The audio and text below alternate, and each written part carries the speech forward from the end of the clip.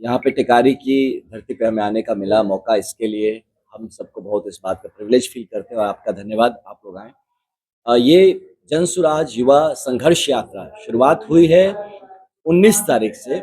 19 जनवरी से शुरुआत शुरुआत किया हमने।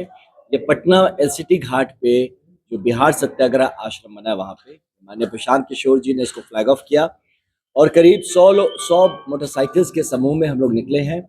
20,000 किलोमीटर हमें पूरा यात्रा करना है। बिहार के लगभग हर प्रखंड, हर विधानसभा, हर लोकसभा, हर क्षेत्र तक पहुंचना है। अभी तक के 7 दिन की यात्रा में हम लोगों ने 31 ब्लॉक कवर किए हैं जो कि 4 जिलों में है और इसमें हमने 19 विधानसभा क्षेत्रों को कवर किया है।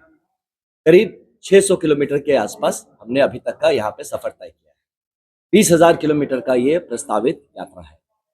यहाँ पे हम आज कल रात को हम लोग यहाँ टिकारी पहुंचे हैं और गया जिले में हम पिछले करीब 3 दिन से यात्रा चल रही है। आज भी यात्रा है जो गया जिले में ही है, जो कि शेर शेरपुर शेरघाटी, आज शेरघाटी जाके हम लोग वहाँ पे रुकेंगे। आज की यात्रा वहाँ विराम और इस पूरे यात्रा में इसका नाम है युवा संघर्ष यात्रा। इसलिए युवा संघर्ष यात्रा ये प्रेरित हुई, ये जो लोकतंत्र के नाम पे लाठी तंत्र बना दिया है सरकार ने, ये प्रेरित इस बात से हुई कि जिस तरह से जो भी अपना हक मांगने जा रहा है सरकार में, वहाँ पे उसको लाठी मिल रहा हो, चाहे आंगनबाड़ी वर्कर्स हो, चाहे वो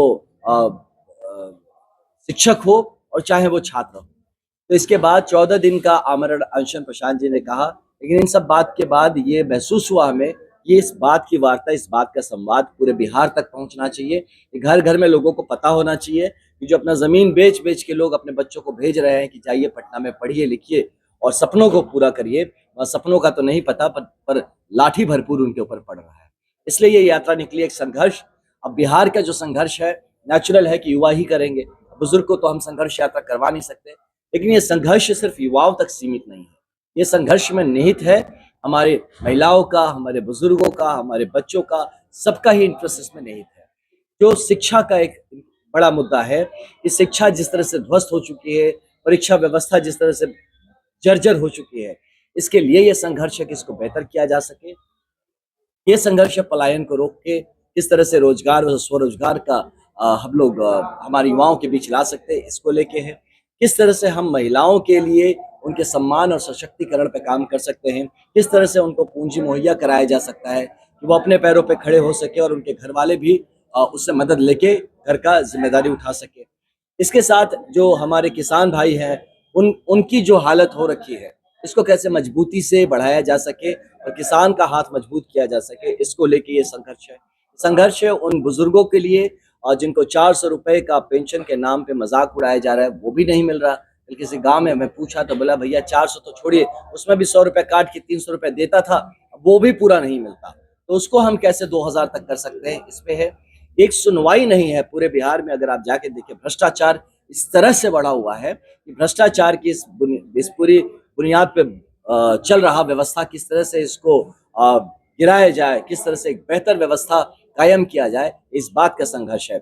यही वार्ता, यही संवाद लेके हम लोग गांव गांव तक जा रहे हैं, लोगों से बात करें, जमीन की बात हम लेके आ रहे हैं, और ताकि जब 2025 के चुनाव के बाद जनसुराज का सरकार बनता है, इन सारी बातों का ध्यान रखा जा सके।